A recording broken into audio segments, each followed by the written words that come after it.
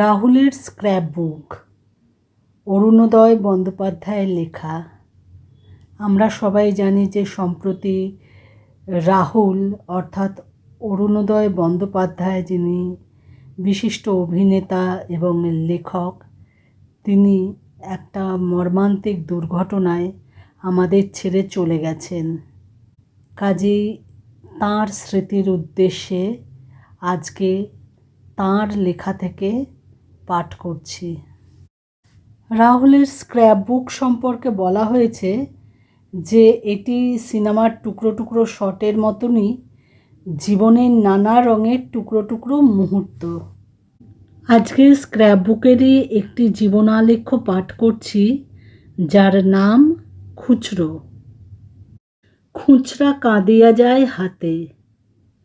আমার মতো খুচরা খাচরা মানুষের সমস্যাও খুচরো বই তো নয়, কিন্তু নিতান্ত দুর্ভাগা বলে আমার জীবনের প্রথম খুচরো বিপদের ক্ষেত্রটা আমি জন্মানোর আগেই তৈরি হয়ে গিয়েছিল।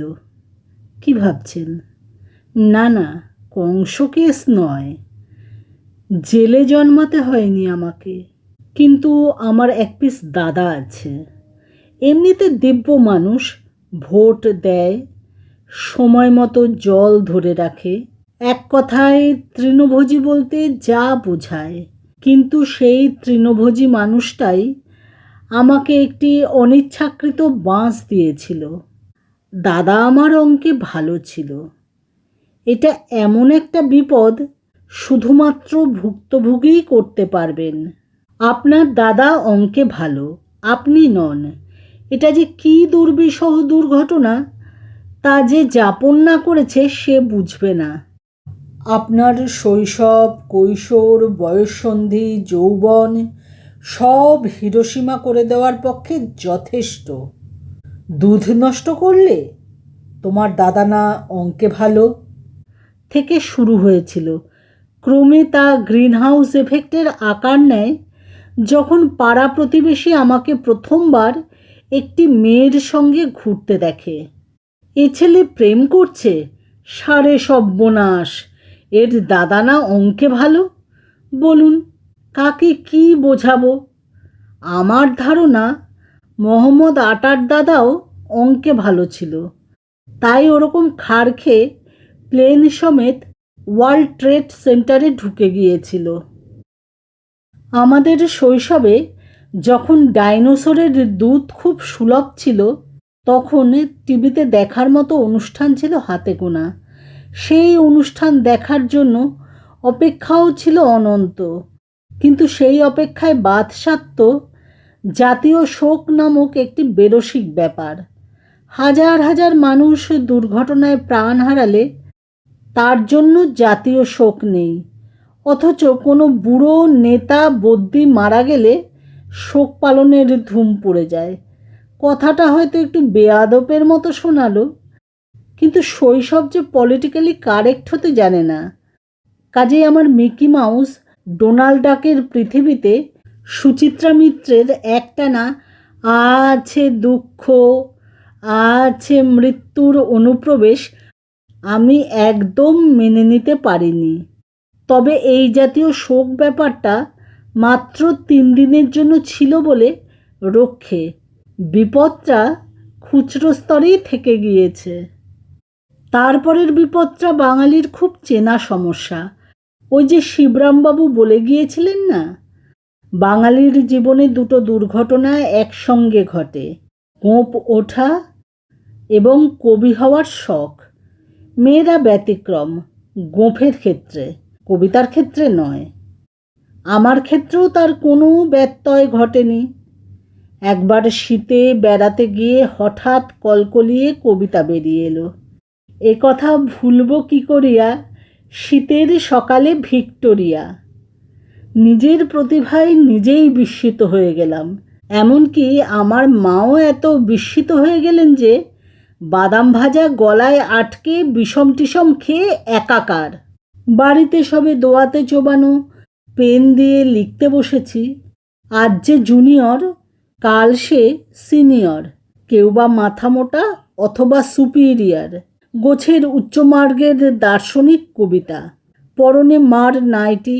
বাবা ছুটে এসে আমি মার নাইটি পরে ক্রস ড্রেসিং করছি ভেবে কেলাতে শুরু করলো। কোনো রকমে যাও বা বললাম আমি কবি। দাদা টানা 1 মাস ত্রৈরাশিক করিয়ে তবে ছাড়ল। তারপর থেকে অদ্যাবধি আমার কবিতা পায়নি।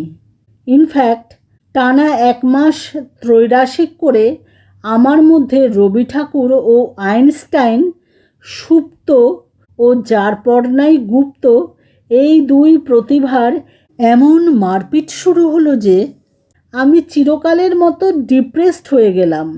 সাইকিয়াট্রিস্টের মতে আমার চবনপ্রাশের নেশা তখন থেকেই। অবশ্য বয়সের সঙ্গে আমার এই সমস্যা মিটেছে। আমার পরবর্তী খুচরো বিপদের কথা বলি। Mandolin. Yes sir, mandolin. Dilwale Dulhania লে যায়েঙ্গে দেখার পর থেকে আমার ধারণা ছিল প্রেমিক হইতে গেলে এই যন্তর যারে কয় হইল গিয়া মাস্ট।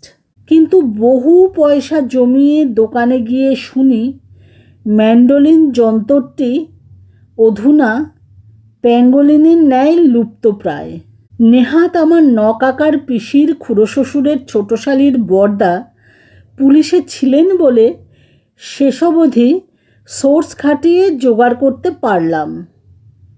এরপর টিচার পাই না।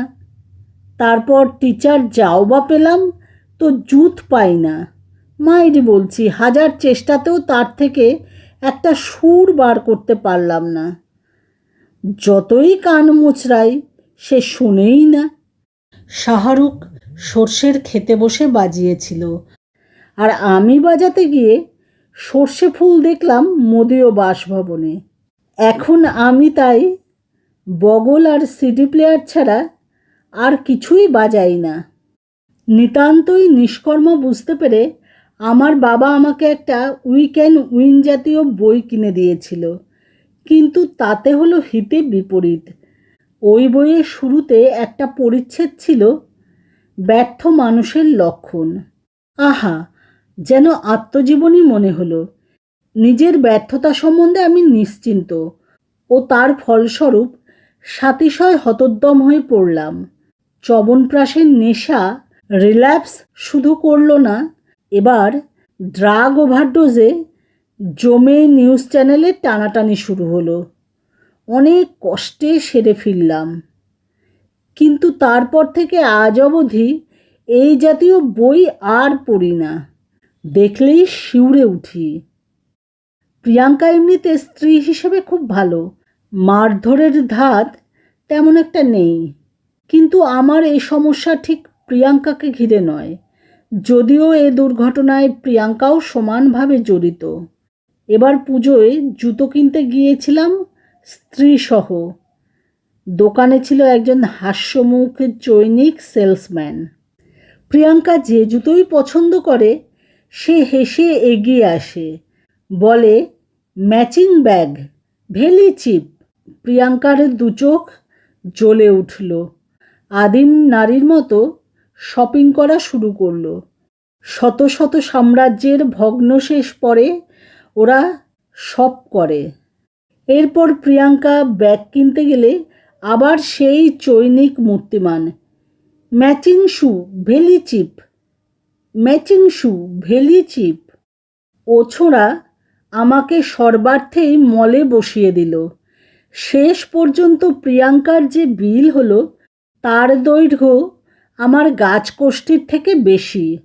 ওই চৈনিক ছোঁড়াকে আমি হন্যে হয়ে খুঁজছি। দেখতে পেলেই আমার সব কটা সিনেমা দেখাবো। এটাই হবে ওর প্রতি চরমতম প্রতিশোধ।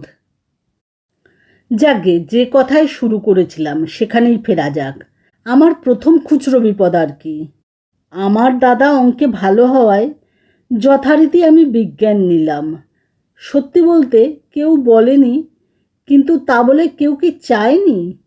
ফল হলো ভয়াবহ। জীবনের অন্যান্য অপরাধের মতো টিউশনিও করেছি। সেই টিউশনির টুকরো সংলাপ তুলে দিলেই আপনারা ভয়াবহতার আঁচটা পাবেন। আমার ছাত্র ছিল একটি ক্লাস 5-এর অর্বাচীন। তার যেসব অঙ্ক কঠিন লাগতো সেগুলো আমি নিমেষের মধ্যে করে ফেলতাম। একবার শুধু ছেলের বয়স বাবার থেকে বেশি এসেছিল, এছাড়া মোটামুটিভাবে সব অঙ্কই পারতাম। কি আশ্চর্য! ছেলেটি পুলকিত হয়ে প্রশ্ন করত, স্যার আপনি অঙ্কে দারুণ না? আমার গম্ভীর সংক্ষিপ্ত উত্তর, স্যার আপনি মাধ্যমিকে অঙ্কে কত পেয়েছেন? 88। উচ্চ মাধ্যমিকে? পরের অঙ্কটা দাও। বললে পেত্তায় পাবেন না। আমি দুটো পেপার মিলিয়ে অর্থাৎ 200তেও 88 তুলতে পারিনি উচ্চ মাধ্যমিকে। কিন্তু আমার এই খুচরো সমস্যাতে কি কারো কোনো লাভ হয়নি? আমি জয়েন্টের অঙ্কের প্রশ্নপত্রটা জাস্ট চিনতে পারলাম না, একটাও অঙ্ক না। এদিকে বাইরে মা ডাব হাতে দাঁড়িয়ে। অগত্যা সময় কাটানোর জন্য কয়েকটা অঙ্ক করার প্রয়াস নিলাম। শোনা যায় ওই খাতা দেখতে গিয়ে একজন পরীক্ষক পাগল হয়ে যান এবং নিজের বৃদ্ধা শাশুড়িকে অমৃতাঞ্জন খাইয়ে মারার চেষ্টা করেন। চিকিৎসার পর উনি কিছুটা সুস্থ হয়েছেন এবং লাভের কথা হচ্ছে উনি এখন 10টা কাগজের রাশিফল লেখেন। যদিও ওই খাতা দেখার শখের ফলেই উনি ভাবেন আসলে উনি জব্বর আধুনিক কবিতা লিখছেন। শেষ হলো রাহুলের স্ক্র্যাপবুকের অন্তর্গত একটি জীবনালেখ্য খুচরো।